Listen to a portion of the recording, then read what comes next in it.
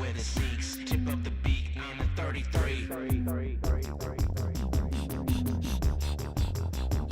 Charles Manson, ranch dressing, goat heads with the number 9. It is so divine with the holy grail. Shape of the snail, the Fibonacci sound of the conch.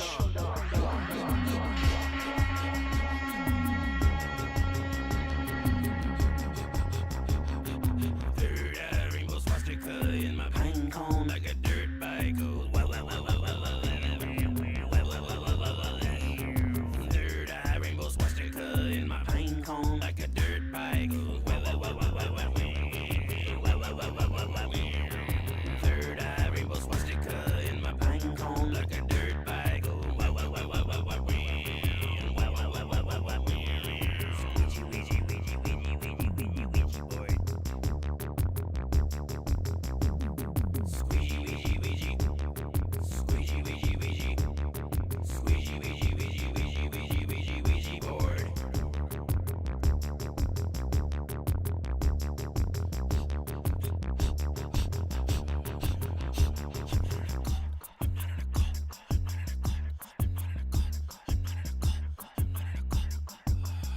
I'm in a cult, I'm in a cult, I'm in a cult, I'm in a cult, I'm in a cult, I'm in a cult, I'm in a cult.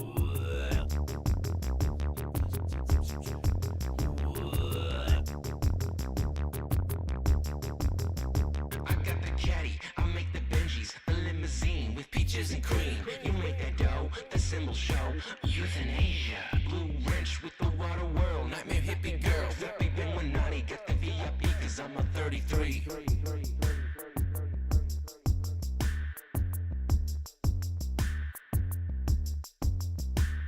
A bunch of important numbers. 3, A bunch of important numbers. 42, A bunch of important numbers. 481, A bunch of important numbers. 5, A bunch of important numbers. 0, A bunch of important numbers. 9, A bunch of important numbers. 23, A bunch of important numbers. 7, Alright, that is Chief Crow, Ball Earth Cult. 11, The world's biggest cult. It is 4/3/2024, the eve of 4/4, which has special significance to people obsessed with calendar dates and attempting to pass themselves off as prophets. And their days are numbered. I have a prophecy, and this one will come true. In 6 days, a lot of these internet prophets will lose their credibility altogether. Now, this is interesting. I don't know if I'm the right market for this, but it looks like I'm being targeted with an ad from SH, one of our favorite episodes. Demand Congress stop assault weapon sales. Like, why am I being hit with these ads? They're wasting their money. Is anybody else being hit with ads that seem to be targeting those of us who, might doubt the veracity of their claims? Are they trying to get back at us, maybe tug at our heartstrings, get us to reconsider? Like, I don't know. I'm not falling for it. Someone had once said, they called in and they said that they kind of adopt a hybrid view when it comes to the news. Maybe it's real, maybe it's fake. And I'm going to say, look, they're pathological liars. And that's beside the point. They are liars. If it's a little bit fake, a little bit real, it's all fake. We're joined by Garrett Summers, Buzz Dean, Let's Go, Do Us Impera, G33, Matt X, Elephant Tusks. Yeah, it's time to throw the entire box off the cliff. The boxing of the human mind is so complete that you get out of the box and you're just in a deeper layer of the box. It's super compartmentalized. And the compartmentalization explains it all. And my interest here is in determining who is where in the box. For example, astronauts have to know that all the mass shootings are phony, for example. And the people who are part of the mass shooting psyops, people who even become famous social media celebrities, could easily not know that space is fake. And I think on a need-to-know basis is what they would, everything would have to be on a need-to-know basis. That would be their standard way of approaching this, because if somebody knew too much and they had a conscience, it might create a problem. Let's Go says that their mouths are moving, they're lying. Correct? Yep. And even if they're not, for example, you have a lot of people who are honest journalists telling the truth, but they rest upon an edifice of lies. So they're in a subjective universe. And I heard this expression, alternate facts, and I thought, that's absurd. But now that I think about it, it makes sense. You have establishment facts, alternate facts. Neither of them are objective. Mass media does not have a monopoly on truth, and truthers don't either. They're both equivalent belief systems, equally flawed, each taking the screen as an authority. And that's the fundamental thing we've been aiming at here, at deconstructing, stepping beyond the screen. And one of the reasons why I harp on certain orthodoxies is that these reveal something about the believer. And we have to get to a point where we are non believers entirely, that we know what we know. When it comes to mass media and mediation, I'm not talking about religious beliefs, which are fine, that's a separate category. But the main contention here is that media has supplanted religion, and people approach media the way that people once approached religion, and that's problematic. Joined by Armin Ree, Diana South. Armin Ree and others have been working with NVIDIA and other of these new sites and testing out the ability of some of these sites to auto-generate content. I mean, the music is great. We've tested some of that. And now we're looking at creating video content to supplement some of our work here. And so if you're on the YouTube channel, you'll be seeing some of these early experimentations. I'll be uploading them here shortly as we create them. So what's the main topic today? Space junk a couple days ago. A piece of space junk from the ISS, I believe it was from the Japanese section, crashed through a Florida home. Mysterious object that crashed through Florida home was likely space junk from the International Space Station. Crashed through a home on March 8th, 2:34 p.m. 2 pounds. Now we kind of said this would be happening. Space junk didn't really exist as a real anything other than speculation. Nobody was talking about space junk. And then one day, Neil deGrasse Tyson comes out on the Joe Rogan show, and he says, there may be so much space junk in the future that our grandchildren will be landlocked. They won't be able to go to space. And Joe Rogan's like, that's concerning. Have any of our astronauts been hit? Has the ISS been hit? And all of a sudden, Neil deGrasse Tyson drew a blank. And I think it's because he was fed a line, and they didn't really have anything to substantiate it. So over the last few years, there have been various incidents where they talk about space junk. And one of my points here has been that space junk in orbit has a couple different meanings in the bigger picture. You know how I talk about borders, how the right has this thing with borders, the national border, the home border, the skin border, that the anti-vax believes in closed borders and hate the aliens because they're invaders from another world, whereas the left is like, vax me please, open their doors to invaders, get rid of borders, and they want the aliens. So you have this open and closed kind of split right down the middle on these party lines. And when it comes to how they convey the story, they tell it in multiple levels. So xenophobia is attached to alien phobia, is attached to vaxophobia, which is an internal invader. So they're communicating on multiple levels. So with regard to space junk, they've correlated it with misinformation and hateful memes. They've made this correlation with Elon Musk, who's the leading purveyor of space junk. I mean, he's mostly the one who's going to be scapegoated for this. And one of the things that has been raised is, why is the richest man in the world allowed to contaminate cyberspace with mind junk and space with space junk? Because of his privilege, his wealth, he has been able to have an inordinate amount of power to pollute the commons for all mankind. So I think he's a fall guy. He's a fall guy for private space agencies, and he's a fall guy for free speech. And they've allowed him to open up the floodgates to both to make an example. G33 says, I heard a substantial 1/6 quote today, current events. Post it. Post it. Duos in Paris says, I used to think the whole space junk helmet things was amusing, but I never thought it would become a thing. That's right. I was actually suggesting that, and this was in 2020, that if you're not wearing a space junk helmet, the helmet Karens are going to breathe down your neck in the store, glowering at you. They're going to say, your helmet protects me and you're not wearing a helmet. And you know that's science, right? You can't even argue with that logic. They will use that. Mask Karen logic applied to space junk helmet Karens. Diana South says modern religion called Christianity is not at all like the Christianity more than 180 years ago. They've managed to rewrite the end times. Yes, I mean the word Christianity. I almost you can't even talk about it like a monolith. And and the internet Christians are a whole other phenomenon. And there's this person I follow on Twitter, and he refers to he says JFK got shot in the head for us. They talk about JFK like he was Jesus, and it's insanity. And you know that's fine. You know you have the right to be wrong. You have the right to be crazy and express those opinions. But this is a person who I started following when he started, and now he's got 17,000 followers. And all he does is he talks about how maybe Barron Trump is the son of Donald Trump and Princess Diana, and Donald Trump's really JFK in a mask. And I'm like, so you're telling me some 80-year-old JFK in a Donald Trump suit impregnates Princess Diana and gives birth to Barron Trump, and this is a good thing? How? And they're calculating that Barron Trump might save them from the deep state at some point in the future. Insanity. How else can you describe this? And that's Trutherville for you. Not all of them, but that's part of it. And that's one of the reasons why we're quarantining. I have to make it a point here that we have to create a breakaway from that kind of stuff because there are no standards. That's what it reveals. There are no standards in Trutherville. Everything's true. It's subjective. Subjectiveville. Reality fluid.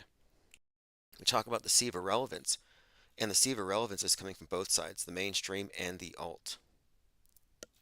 Okay, let me go through some notes here. I have my minds.com/infinite plane society. Mysterious object crashed through Florida home with space junk. And one more thing. I recall back in 2020 when coffin makers should have been raking in the dough. You know, obviously, you're having to sell many more funerals. Well, there was this coffin maker in 2020 who was in the news. And anybody care to guess how old he was? Just random, just anybody put your number in there. How old was the coffin maker I'm about to talk about? And he was the recipient of an asteroid that fell down to Earth, and he basically became an instant millionaire. But I was talking about how there's no examples of asteroids hitting people's homes. Like nobody ever really talks about this. It's been decades. There was some story about some person in Alabama who was hit by a space rock. It went through a roof, bounced off the radio, bounced off the wall like Looney Tunes, and it hit her on the waist. There's a picture of her, and she's got this lump on her side.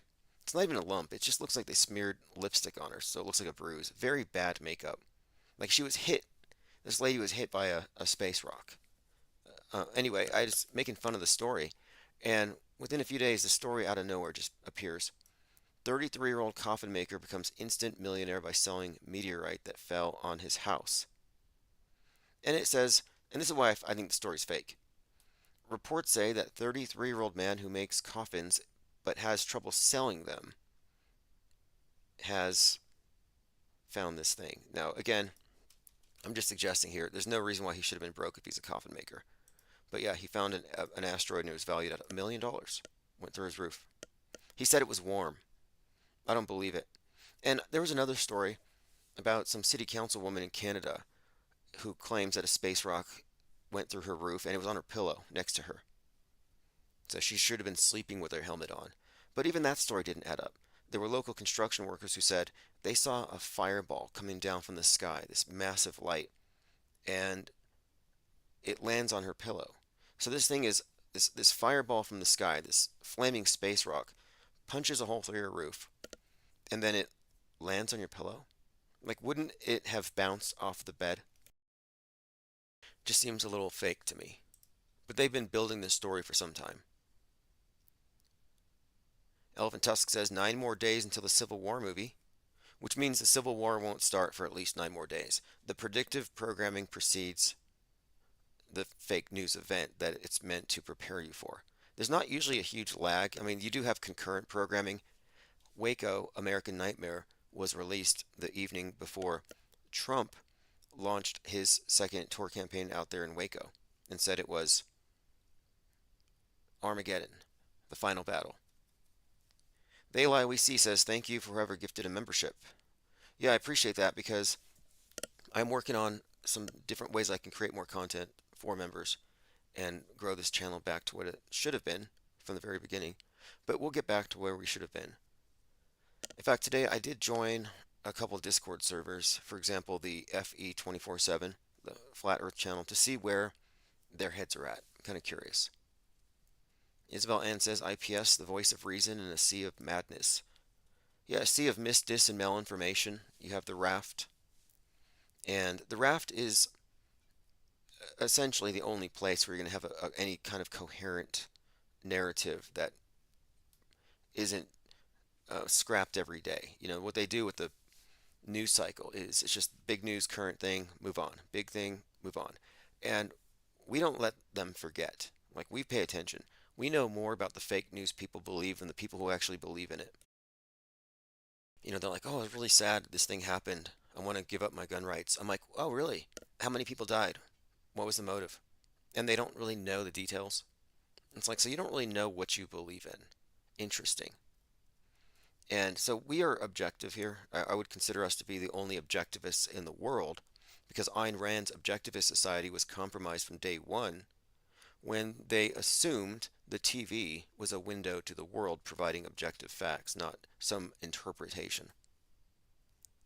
G33 says bird flu story in Texas, 1.6 million hens cold.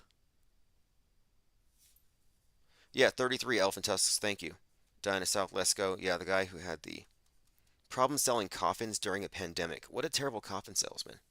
You think those things would sell themselves. Okay, let's see. Mr. Trustworthy says he doesn't really have 17,000 followers. It's just Q code for 17. He has 890. Yeah, you know, the interaction would suggest there aren't that many. And there's a point where it's like, okay, it's delusion and it's very anti-Christian. And it's all about prophesizing Donald Trump's apotheosis. Like they're worshiping the Antichrist. There's no other way to describe it. It's it's some kind of strange cult. And I think on the 5th, by the way, the new Omen comes out. And if you haven't seen the Omen movie, it might be worth rewatching. DT, Damian Thorne, Donald Trump. It's subtext. The subtext there, it's Donald Trump, just like Donnie Darko. And that recent movie Roadhouse with Donnie Darko does the whole one eye thing.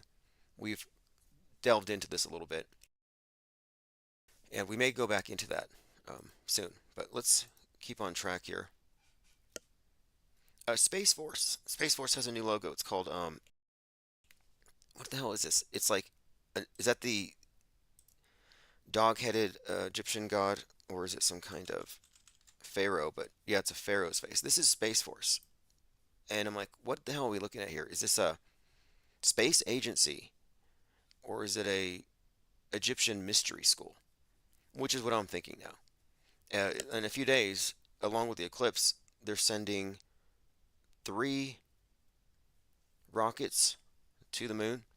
Named the mission is called APEP, which is Apophis, which is the god of chaos. Which they also have an asteroid, a planet killer, named for the god of chaos. And again, they said it's going to hit us on a Friday the 13th in 2029, April. April 13th, which will be a Friday, 2029, planet killer Apophis is coming. But you know, the more I look at this stuff, it's all ritual. Everything is laden with symbolism. And it even goes down, as I often talk about, to the appropriation of Old Testament iconography. It's standard, and it has been this entire time. Peace Circle 360 said, would Ayn Rand be an auto hoaxer if she was alive today? Well, yeah, she was a skeptic. That was the whole point. And the objectivist philosophy had everything right from I say an operating system perspective, but they accidentally or through habit, through naivety, I mean, nobody saw it coming. They just assumed what was on the TV was, quote, real, which means all the fake science, all the fake news, all the fake history, the fake achievements. So you have objectivists lauding the moon landing as the accomplishment of reason over superstition and mysticism, of science over religion. And you're like, you just bought into the new religion and you didn't know. And not only that, but you've adopted a, means of approaching media that is tantamount to a leap of faith, which is what you're supposed to be against. So they reject mysticism, they reject religion and holy books as authorities. So like, I'm an objectivist. I'm going to say this holy book is not an authority, but then they take the TV screen as such. And my point here has been mainstream media is the de facto world state church, the worldview it conveys. The TV is the new Bible. If you're believing it on faith without that initial skepticism, you cannot be an objectivist. So I'm not being facetious when I'm saying that auto hoaxers are the only objectivists on earth. Although there may be some people really high up in the capstone in the lie world order who are fully appraised of everything. But there'd be very few. In fact, in that play, 30-minute theater, the newsbenders, they make the point to say that 99.9% of the population would not understand this conversation. And I would say that's true of this one right here. And he says, the rest of them work for us. And I thought that's interesting because it's a closed system. The people in the know and the people who aren't. So now we come in uninvited. We're in the know, but we're not part of the compromise group with the implant device ready to blow up our brains if we talk to the wrong person about it. Like they had something in these journalists in this play where if they spoke about the big secret, they would just die instantly. And they're always being monitored and spied on. So we didn't have to compromise ourselves to get the information that we have. We've just used crowdsourcing and a lot of independent research, not to mention uh, questions. J. Dig says, also the Horned Devil Comet 12P Pons Brooks is visible in the night sky and will be visible during the eclipse. Yeah, the devil horns every 71 years. So we have that coming. And now the devil horns, someone had brought something up about this, horns, what they mean. And I've been looking into the symbolism of the devil, Baphomet, of even Osiris is sometimes shown with the bull horns, Moloch, the cow thing.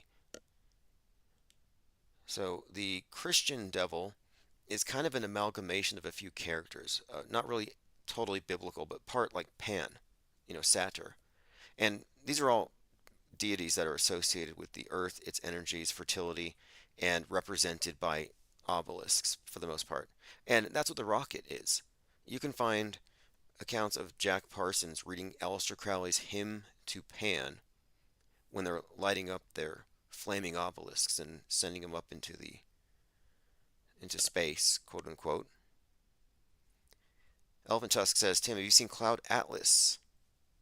Produced by The Matrix and Jupiter Ascending. So much truth in these films. No, I have not. I'll have to check them out. Someone recommended Jupiter Ascending to me the other day, and someone in the chat was actually like, isn't Jupiter Ascending, wasn't it Jupiter Rising? Something like that. And I'm like, let's see if I can find the movie. Jupiter Ascending. But someone suggested it was a Mandela effect. It's like, no, every time you get something wrong, you can't blame the universe and say it shifted. Anyway, I was like, yeah, and Milo Kunis wore braces. 2015 adventure film. I heard this had some content related to the adrenochrome story or some kind of soul harvesting. Oh, here we go. Powerful alien dynasties. Balaam, Titus. Looks interesting. A space opera. I'll take a look. I'm doing research on Netflix right now. I'm always watching. Right now, I'm watching Third Body Problem, which has a lot of interesting connotations for the now. Space communism. Also, I mean, it's aliens, and I keep seeing the Red Star, which got me thinking about the very first book to describe space communism was called Red Star by these Russian cosmists.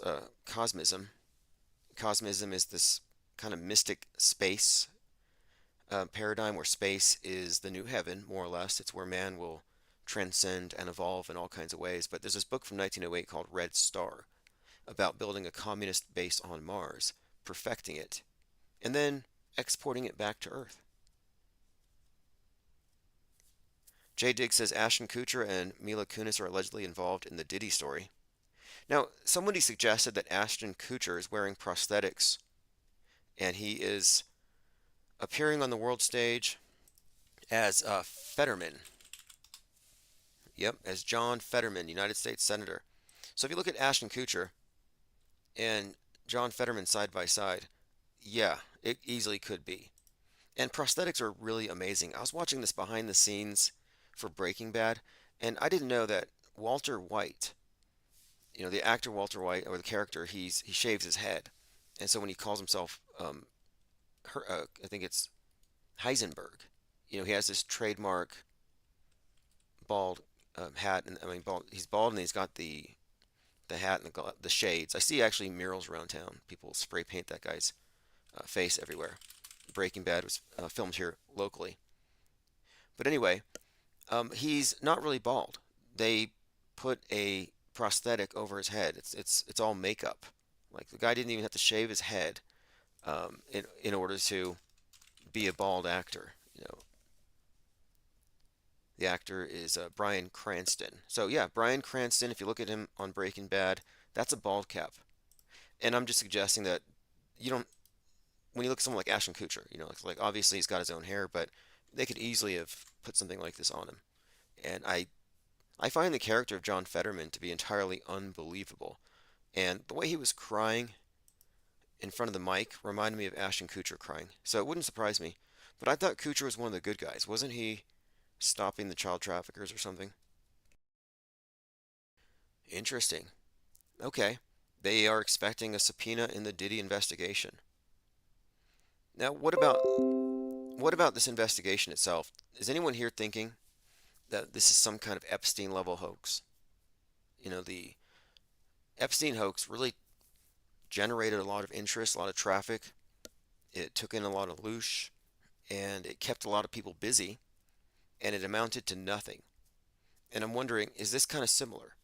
Is this really some kind of criminal investigation, or is this just a huge nothing burger?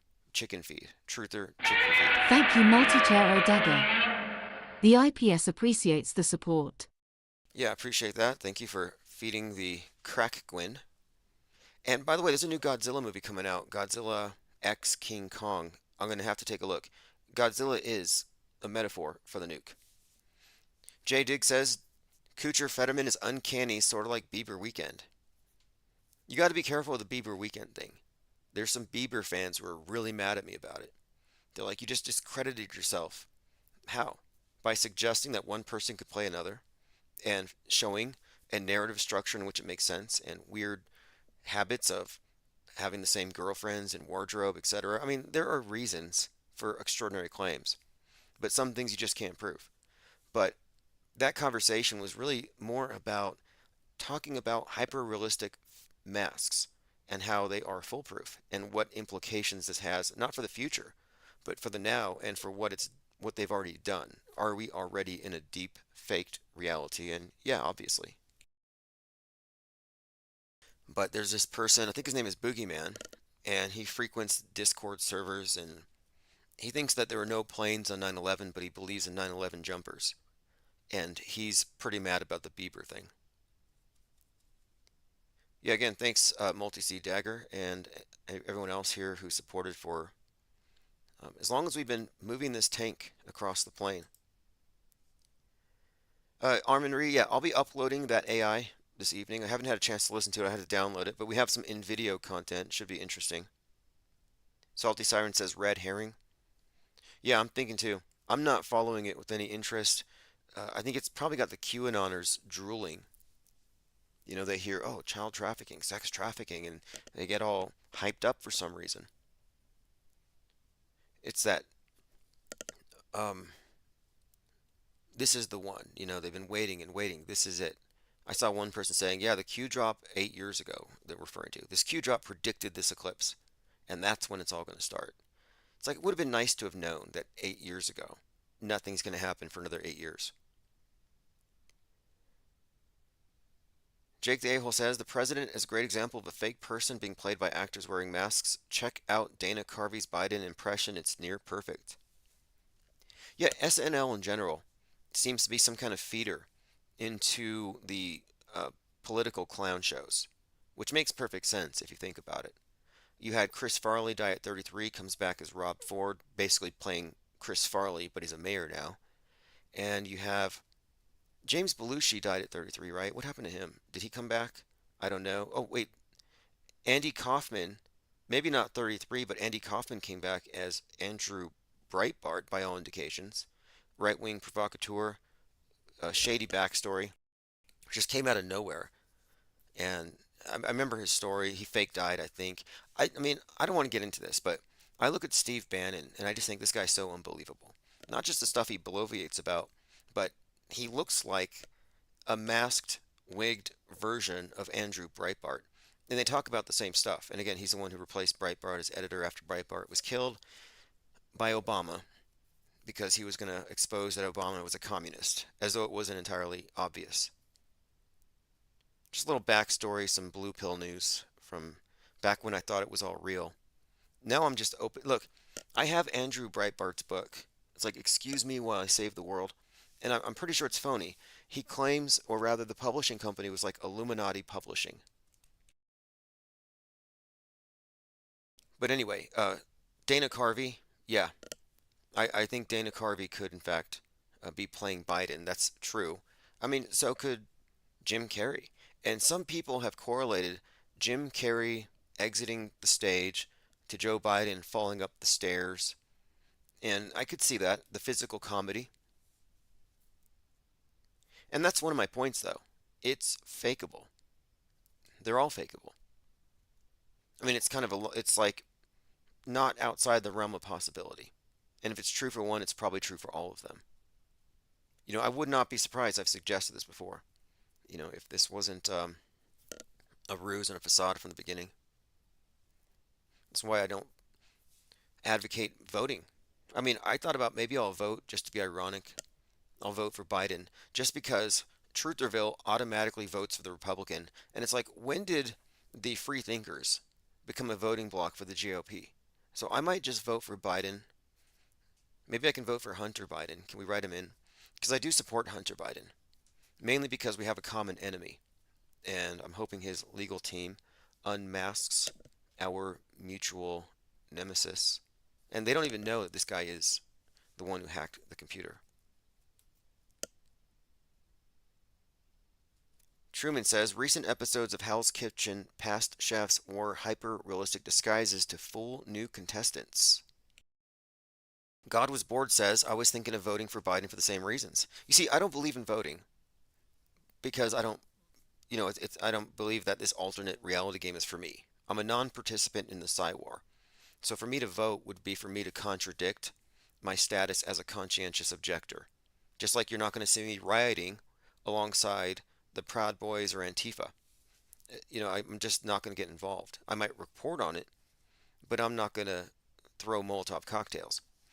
But at the same time, when it comes to voting, you vote, you're throwing your lot in. But there is a consensus among truthers that I find alarming. So to break that consensus trance, I am going to publicly endorse the worst candidate ever, obviously, Joe Biden. And I might even put it on my screen. I feel bad, dirty saying it. We're riding with Biden. Is that their slogan? But yeah, we may do it. And who's going to get mad? Like someone's going to say, "How dare you vote for Biden?" I'm like, "Oh, you think voting's real?" So I might just do it. Maybe we can get a lot of people to do it. I remember we were trying to organize something before. Anyway, let's get focused here. We have a lot of comments in the chat. Let's take a quick look here. We have 50 people in the main chat, 14 in the backup, 30 on Twitter, 3 on DLive, 3 on Twitch, and a few dozen over there in the various radio streaming platforms. By the way, on Discord, we do have a room open, and I'm testing out the new mic. It's a desk mic, so I'm actually recording in there as well. So if you were to jump into Discord, you would still hear me, and I could hear you on low volume, but I'm not interacting with that right now. But I might jump ship right after. Okay, we'll keep up with this P. Diddy red herring, later. I have my suspicions that it's some kind of contrivance to distract people.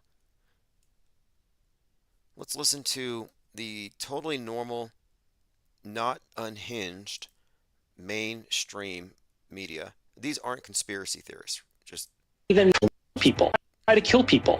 He's going to basically burn the house down. He will unravel the institutions of our democracy. Draw similarities between Mussolini and Hitler. Adolf Hitler and Benito Mussolini. this is Trump derangement syndrome on full display, just a mashup, and it's pretty bad. Fear grows amid Trump's embrace of authoritarianism. Is Donald Trump even more dangerous? Wants to take away your vote. Senate and the House are immediately going to be paralyzed. People will begin in their minds to censor themselves. They might say, well, maybe I shouldn't say this. This is the end of democracy. I think that could be the end of our democracy. But democracy is dead if Trump is reelected. Cozy up to Putin that democracy will be at risk. So there you go. Just pointing it out that when they call you conspiracy theorists and paranoid, just think back on this. You know, when people say that we're paranoid for saying the news is scripted, I'm like, I don't believe in anything that doesn't exist, that I can't prove to exist, that is unfalsifiable. I don't believe in superstitions. So I don't think you can categorize me as paranoid unless you can find something I'm actually, worried or concerned about. And it's not even paranoid to say that we are being watched and recorded and observed all the time. That's just a fact of life. Jake the A-hole says, if you live in a blue state or a red state, your vote's a waste of time if you believe your vote counts. I live in a blue state, California. Yeah, and one other point though. If you vote for somebody who believes in moon landings and mass shootings and terror attacks and 9/11s, guess what? Your vote doesn't count.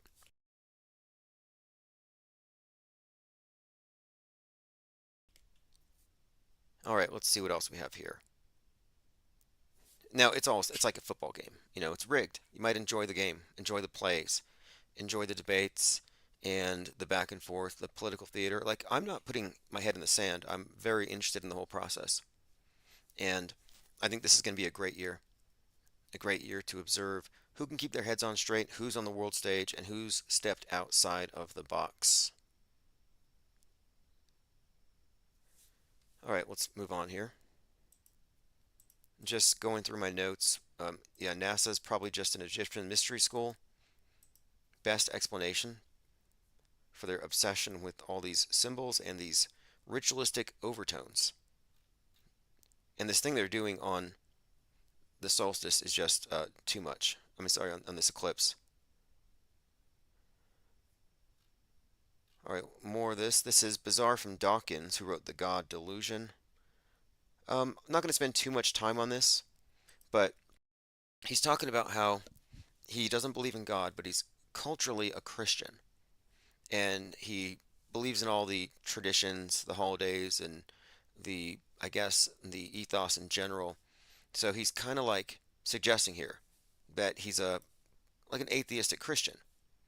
And it goes on basically to suggest as opposed to being Muslim.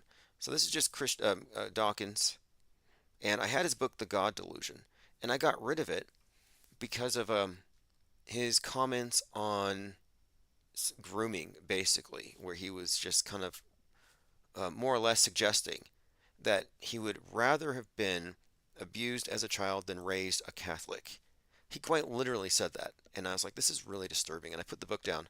But anyway, this is Christopher Dawkins making this really strange point about how he's kind of a Christian, but he doesn't believe in God. At home in the Christian ethos, I feel that we are a Christian country in that sense. It's true that statistically the number of people who actually believe in Christianity is going down, and I'm happy with that. But I would not be happy if, for example, we lost all our cathedrals and our beautiful parish churches. Now, my only reason to bring this person up is that these atheists are faux atheists. They have replaced the Judeo-Christian God, the Abrahamic faiths, with a God construct, Gaia, the globe. Whether you believe the earth is a ball or not is immaterial.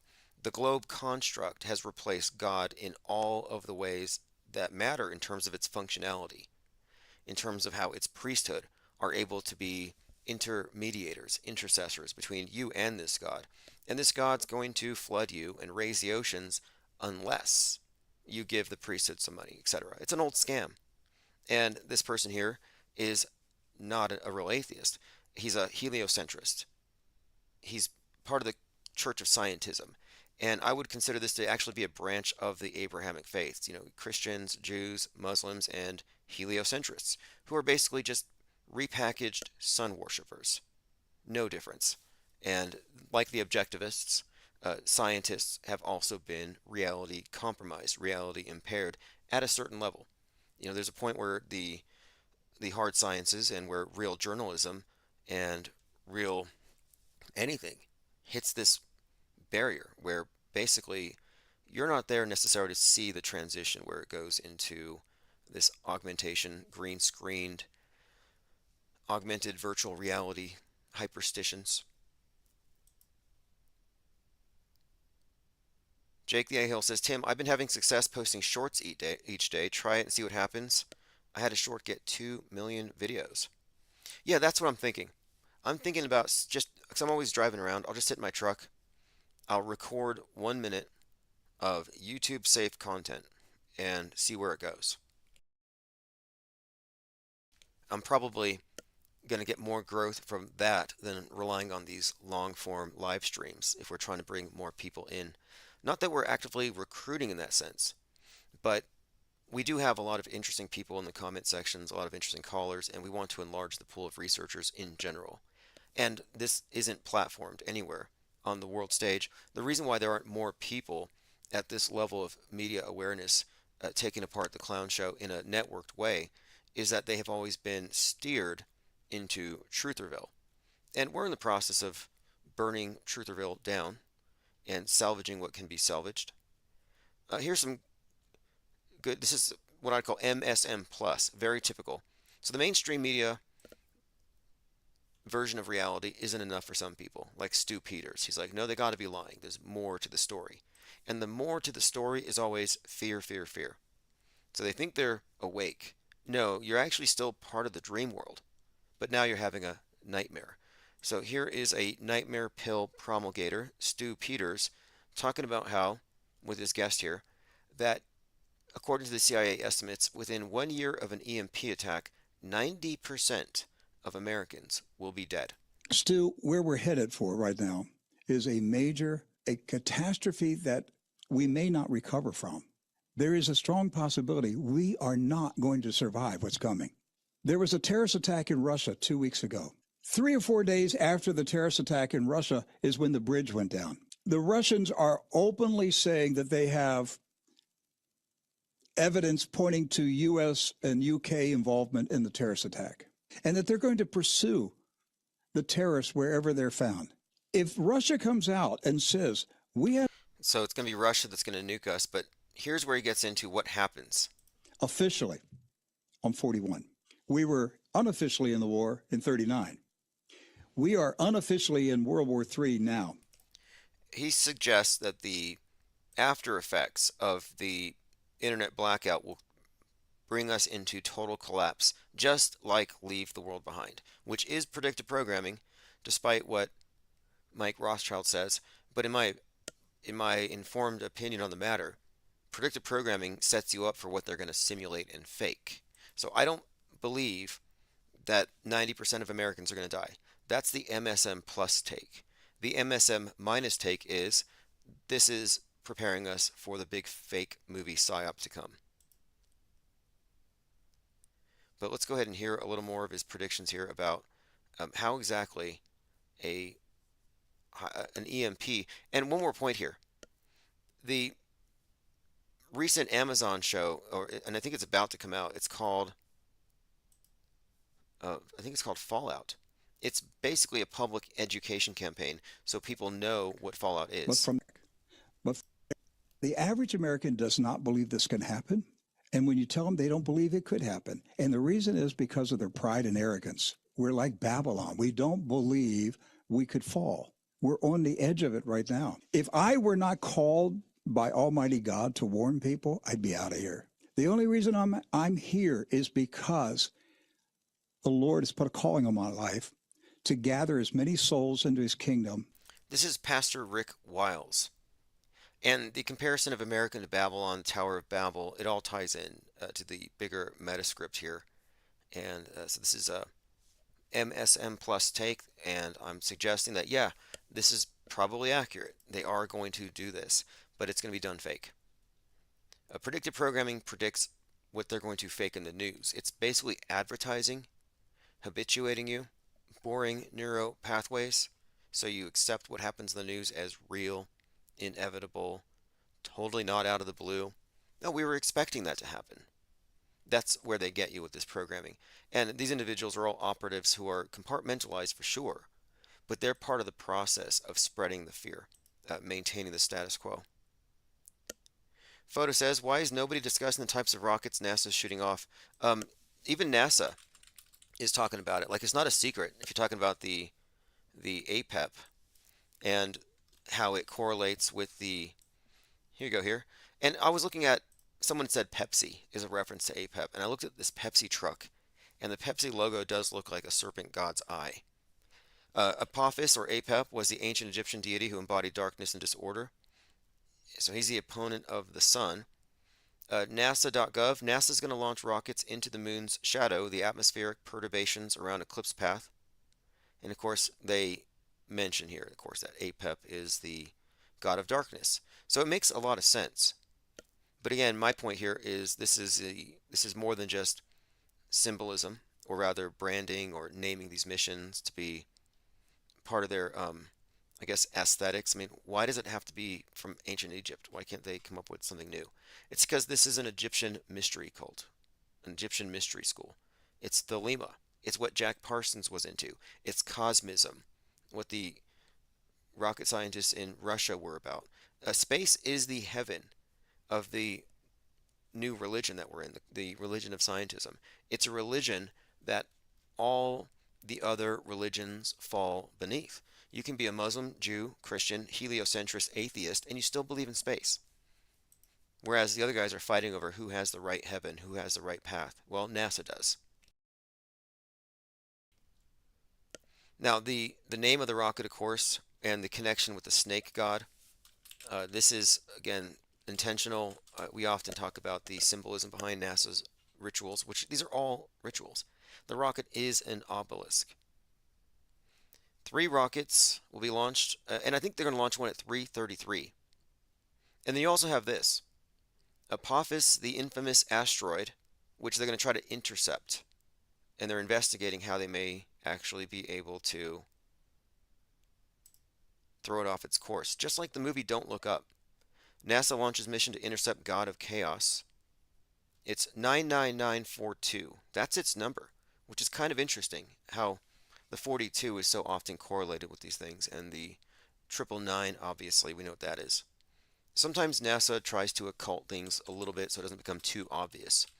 You can't have the God of Chaos and the 666, one or the other. So they flipped it. And by the way, the astronaut who went, I think Peggy Whitman, who broke the longest, this is a record for like the longest amount of time in space, in orbit. That would be, now it was broken, but it was Peg Whitman, 666 days in space. Like when you look into NASA and the numerology and stuff, it's a dead giveaway where they're coming from. Even more so with SpaceX, which is truly space sex, if you understand the connotations. And the fact that it's Mach 33 to exit the world, that's also part of the symbolism and the programming here. I would even say that space travel, if anything, is simply allegory for ascending to higher states of consciousness. I mean, this is where I wonder if, well, I think I know the truth here. We were talking about compartmentalization, and the people who would have the big picture would be those who have the overview effect. But it's not really an effect from going far away from the earth and being blown away by how beautiful it is. It's when they bring you into the back room and show you how fake everything is. And we have that here. We've had the overview effect.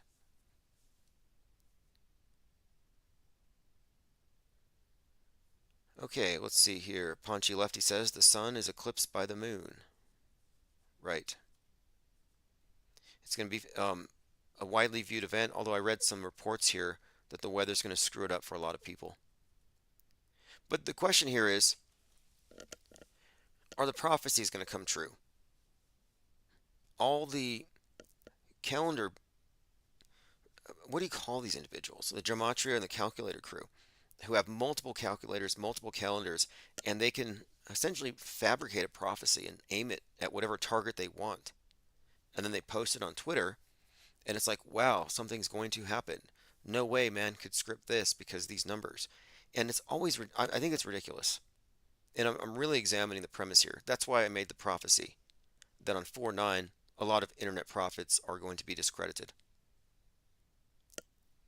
Dewis in Paris says, remember when the nuke was purported to have rung like a bell last time they fired nukes at it? I saw something like that somewhere.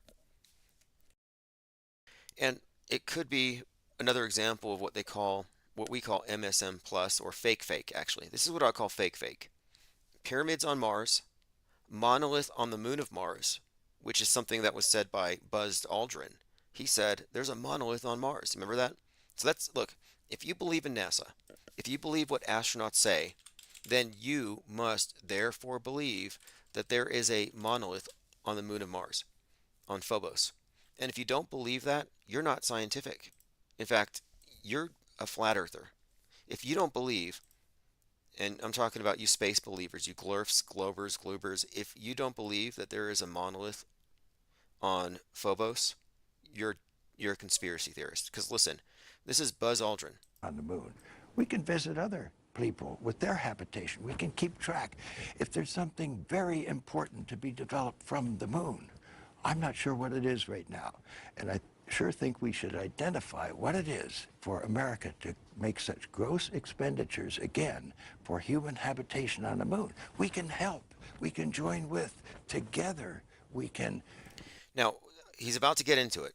Now, I'm saying fake because it's this. Mars, as far as what they've represented to us, is fake. Yeah, there's a red star, there's a light in the sky.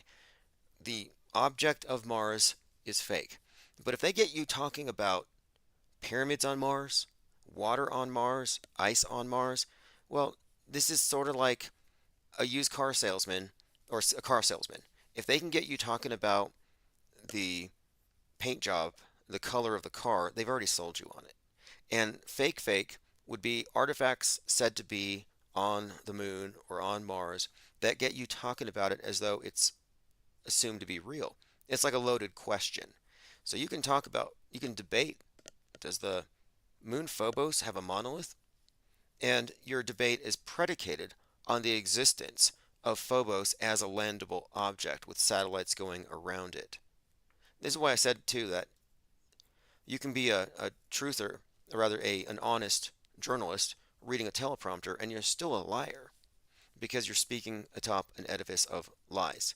Now let's listen to Aldrin talking about the monolith on the moon of Mars, which I'm not obliged to believe in it because I have a BS filter. But those who believe in the outer space program as advertised and presented by NASA, yeah, you have to believe this. You can't opt out. You can't cherry pick. Explore the moon and develop the moon. We should go boldly where man has not gone before.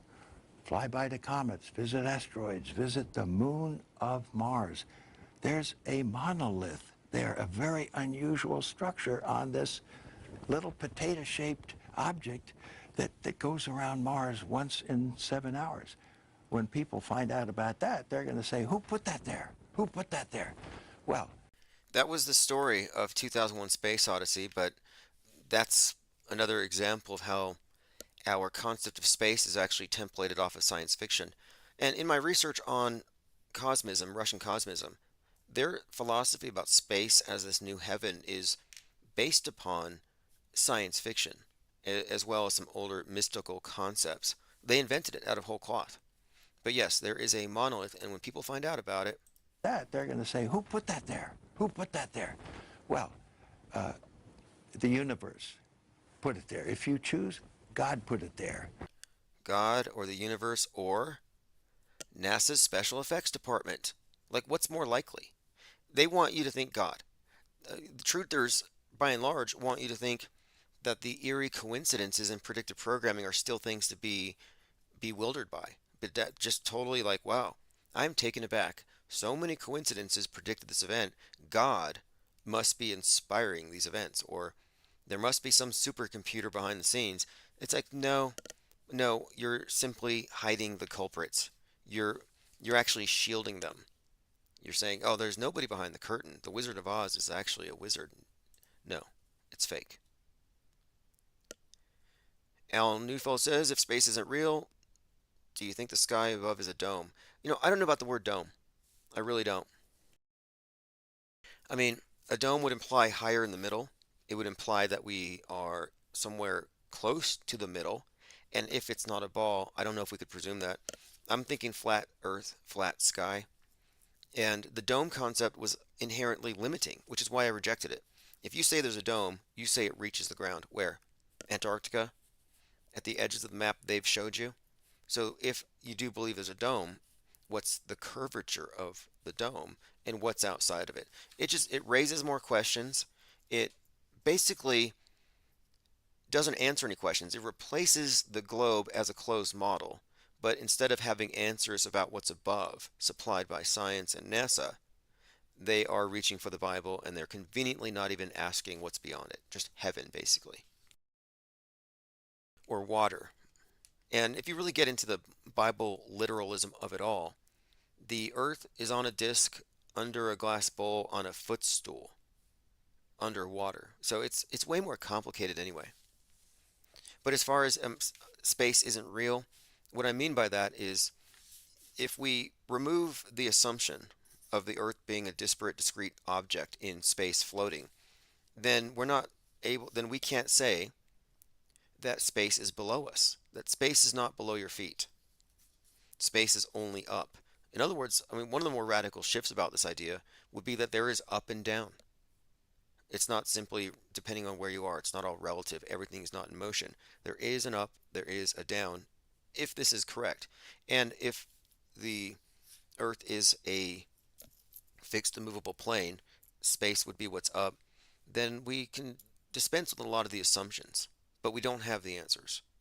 And we certainly don't have enough information to say there's a dome or an enclosure.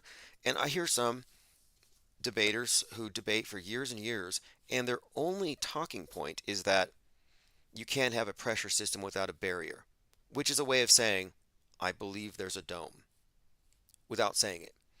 And you don't have enough information to infer that, and it's kind of a ridiculous argument, and it never goes anywhere. I listened to a recent flat earth debate on Jeranism versus, he was hosting, but it was Fight the Flat Earth, who I apologized to on April Fool's Day, and he thought I was serious. I was like, I'm sorry I called the Earth anything other than a globe. NASA never lies. And he's like, for reals? I'm like, you'll just believe anything. It's like April 1st. But I listened to this debate, and they're still stuck on like flat Earth memes from 2015. Like, don't planes have to raise their nose up every bit or dip their nose so they don't go off into space? Just nonsense. Funny memes. I don't feel the Earth moving. Well, if you mischaracterize their model and how it works, you're not going to win in a debate. But the debates are pointless anyway. Why would you debate somebody whose argument is on faith? You're arguing against the faithful.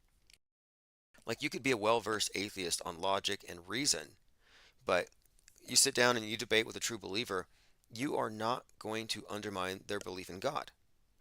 Similarly, you can have all the facts on your side to suggest that there's no reason to believe everything that NASA presents, and the people who believe it are going to continue to believe it. There's nothing you can say that will undermine their faith in the globe, which is the God construct.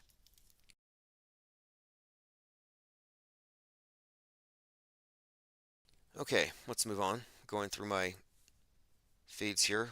Monoliths on Mars. And again, my whole point is you believe the system, you believe what's in their entire package. It's like it's kind of like you can't cherry pick from the Bible. You believe the Bible, you believe it all. You believe NASA, you can't say, well, they faked Apollo 11, but the space station, that got me, that's real. That's inconsistent. And you cannot say, I don't believe in monoliths on Phobos going around Mars. I'm like, why? One of the guys that went to the moon told us his credibility is unimpeachable. Everything he says, you have to accept. If you're going to say that Buzz Aldrin would lie about a monolith on the moon of Mars, then how is that different than saying he would lie about going to our moon? Jake the A-hole says, Fight the Flat Earth is a regular on Journalism's channel now. Imagine having Craig on as a regular guest and having all his terrible subs in the chat calling you a flurf the whole time. I never liked the word flurf. It's awkward. I like glurf. I'd prefer shape agnostic. I prefer skeptic. I prefer media critic. But these individuals believe everything on the news, so they're worthless anyway when it comes to we're going to debate who has a better grasp of reality. Well, it's like, no, you guys are totally in the cult. So your big picture opinions don't matter. Like, we get it. You believe drawings, you believe cartoons, you are a believer, not a knower. It's so far from science and they can't see it. They see the screen as scientific evidence. Iron FE says NASA believers stuck on nonsense. For the most part, it's just so reinforced. I watch anything on Netflix, it's always reinforcing. It's always science fiction. If it's not science fiction, it's always going to reinforce the dominant scientism of our time, along with all of the ways of reintroducing spiritual concepts. They're dressing it up all as science, digital transcendence, etc. Now, I talked to Fight the Flat Earth once, and I just realized that, we're not in the same weight class. Like, it can't get anywhere. The best I could do was demonstrate his visual illiteracy for the benefit of our own subscribers. That's the best I could do. I realize he's impaired, and that's fine. I'm not trying to wake him up or anything. And the point of it is, we're showing how, look, I can show him a picture of an ISS transit, and he says, yeah, that's amazing. Somebody snapped a picture of it going in front of Saturn. And then I'm like, oh, look, this NASA's astronomy picture of the day. NASA promoted this thing. NASA's like, yeah, a guy got a picture of our ISS going in front of Saturn. This is amazing. It's on our website. Look at this. And Fight the Flat Earth is like, yeah, that's amazing. And I said, oh yeah, it was fake. It was exposed as a hoax a month later. So I was just one after another giving examples of how these individuals can be tricked and fooled as long as they think it's coming from the authority of NASA. It's funny. But when I brought up the Challenger explosion and how fake it was, he started crying like a traumatized victim of mind control, MK Ultra, which you were. You had that Clockwork Orange experience in school if you were a child when the Challenger explosion happened. They peeled your eyes open and made you watch it and think about that teacher dying. Everybody around you cries, big tragedy. Yeah, well, he cried when I mentioned that thing was a hoax. He wouldn't even hear it. So my point of it is, they exist in a closed system. They cannot exit the MSM box. They will criticize MSM plus, but they will always be MSM. They cannot see because they don't have the overview effect. And most people in MSM plus can't see. They're barely even able to contemplate it. And it's not about the enormity of such an absurd claim, like the earth is flat. It's about the enormity of the lie that people can't get.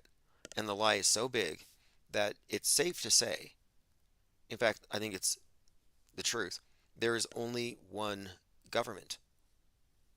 We only have one religion, one government. That's it. Everything falls under this big umbrella. Iron FE says, giving known globe cult shills and obstructionists free airtime to spill their bullocks is not helpful. No, it's not helpful because the people they're bringing on to debate are presenting foolish arguments. And they aren't questioning the media itself. It's a gate-kept conversation. It's totally fake and contrived. And I think it's safe to say that the flat versus round is controlled opposition. It's a controlled dialectic. We don't have a model. We have something complete. And same thing, look, there's a correspondence here, a correlation between the debate about the geography, the physical world, and the world view. And so auto-hoaxing, auto-hoaxology, this skepticism is attacking the worldview or internal construct of it, whereas the flat earth question is questioning the physical reality of it.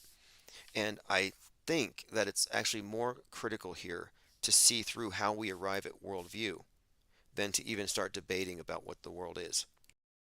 Because it's about where do you get your information? What are your sources? My sources are what I can see and feel and sense. And your source is that plus what those guys from TV told me and what their crappy graphics are trying to convince me of. I mean, if the graphics were better, if they had waited, let's say they waited to start the space program until like the 90s, I think they would have no critics. They may have, if they should have taken their time with it. I think they jumped the gun because they're evolving the special effects as they go, and that's where they're giving away a lot of their tricks here. Their movie magic. Joined by Mango Penguins. Thanks for joining. Mango Penguins saw a flying, burning obelisk sent by SpaceX just the other night. We started 1 hour and 5 minutes ago. Now, I'm either going to stop in 5 minutes and go for a run, or I'm going to stick around. But we have so much to go over, and I barely scratched the surface here. Let's see if we can catch up on a few things. We've been talking about fake space and the predictions. Oh, here's a good one. Al Gore. You thought Hiroshima was bad. Imagine 750,000 Hiroshimas. Again, this is Al Gore, who might be, here we go, might be one of the world's, I think, preeminent doomsayers. And notice, he's a doomsayer. We're in the end times. He's preaching about how this is pages of revelation, but he's not a religious person. This is someone coming from science. But we're building up the amount of heat trapping capacity so much that today we trapped as much extra heat as would be released by 750,000 Hiroshima-class atomic bombs exploding on the Earth every 24 hours. So are you 750,000 Hiroshimas every 24 hours? That's a lot of nukes. That's what climate change is doing. That's pretty bad. Send that guy some money to pay for his electric bill and his cooling expenses, his air conditioning bill for his 15 mansions, and his private jets. But also send him some money so he can appease the volcano god or whatever he's going to do.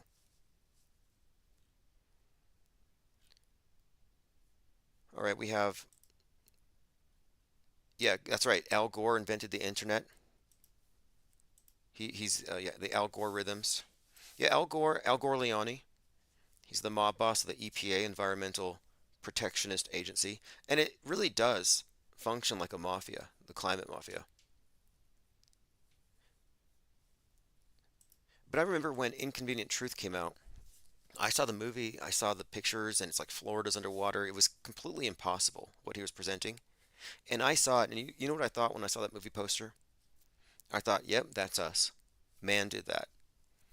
Like, I was so immersed in the mainstream worldview that at the time Inconvenient Truth came out, there was nothing implausible about it. I'm like, I'm surprised it's not worse.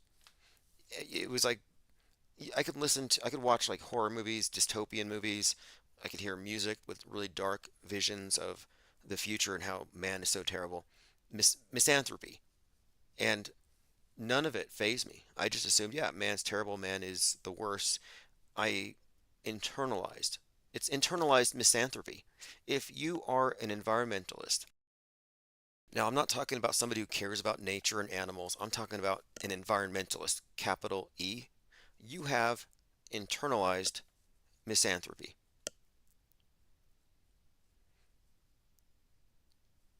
Yeah, that's right, Lean Dion. Gore has a friend named Blood. I saw that.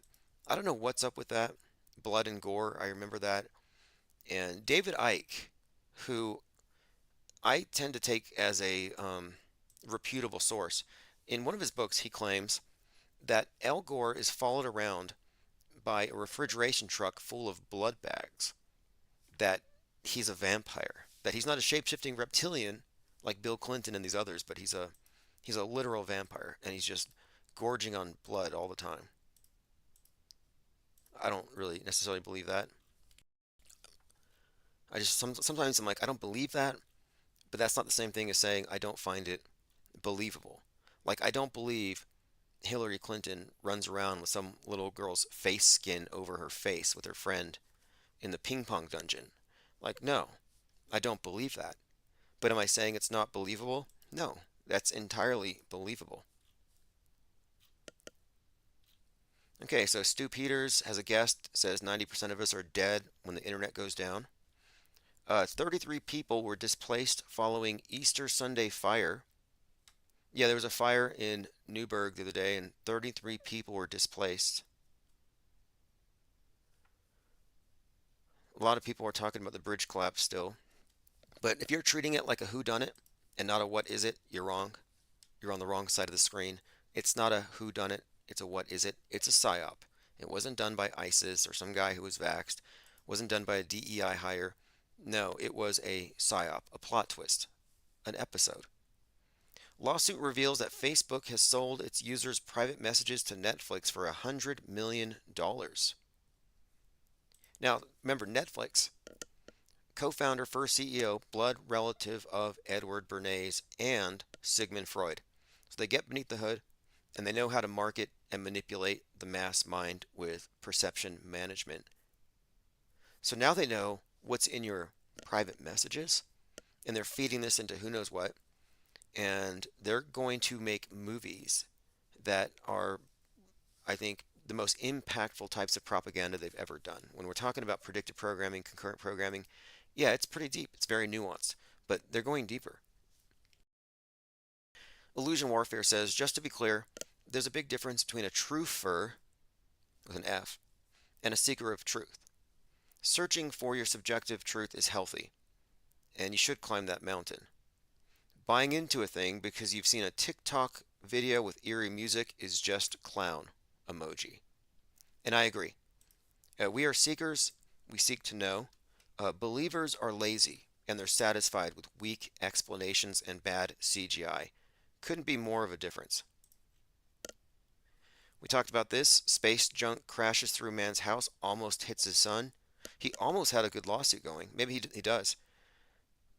Says a Florida man may have to sue Japan after rubbish from the space station crashed through his house. So it wasn't NASA. It was JAXA. And the fact that all these nations fake it the same way with the same bad special effects tells you that there is only one government. There is one monolithic, world-spanning mind control media apparatus that creates this immersive illusion that we all live within.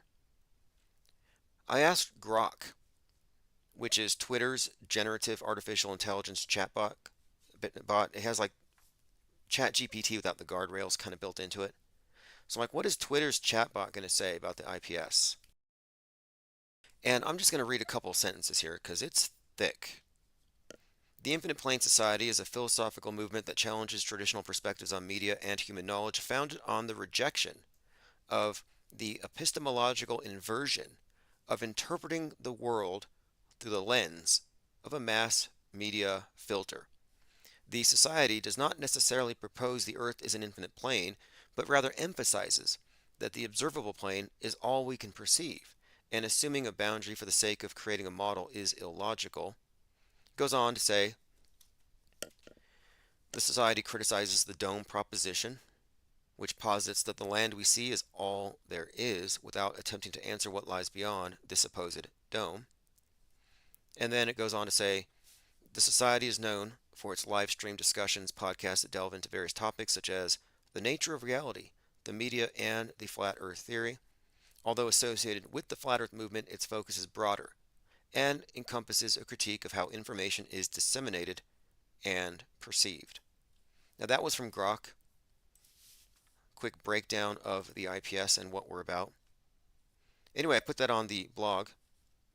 And when I ask the same question of ChatGPT, it's like the Infinite Plane Society is a podcast that suggests the Earth is flat, and we know that's ridiculous. Just look at Wikipedia. It's like every other statement has to offer some kind of correction. Like, in other words, it's gatekeeping, it's guardrailing.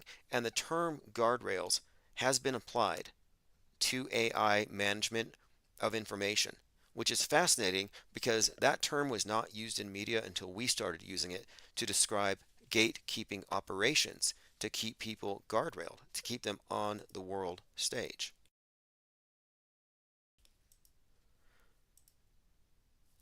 We didn't get to everything, but I will have some time tomorrow as well. Got a tip here from Mr. Trustworthy. Provo, Utah was founded by 33 Mormons. He says, I was watching Mark Dice's John Levy character do a broadcast about Provo, which was founded by Pop Quiz. How many Mormon families? Yep, 1849, 33 families. Interesting. Here's Fight the Flat Earth. I said, you are totally right. The space station's real. It's not just a movie. It's actually up there in a place called outer space. I'm sorry for debating you about this. I should have just trusted you and your judgment at NASA. NASA never lies. Of course, April 1st. And here he is, for real. Like, I almost don't want to tell him that I was making an April Fool out of him. It's easier to fool a man than convince him he's been fooled. He'll probably stick to it. He will refuse to believe that I didn't convert. All right, anyway, I have to go run a few errands. Well, actually, I'm running on the treadmill. I'm trying to maintain a certain routine here. I will be starting earlier tomorrow and staying later, but I've been somewhat disrupted in the last few days shipping stuff out. So those of you who've been ordering art and books, I appreciate it. I've made multiple trips to the post office today, and I have one more quick trip here to make before the night's over. And if you're on the newsletter, I will send a link to the Discord server. We've been active in there, and from now on, I'm pretty much in the Discord server, usually away from keyboard, but we're going to be a lot more active there in the future because we have a lot of great conversations. So get on the newsletter, ips.monster, and I'll send a link so you can join. This is Auto Hoax, or GTFO, Chief Crow.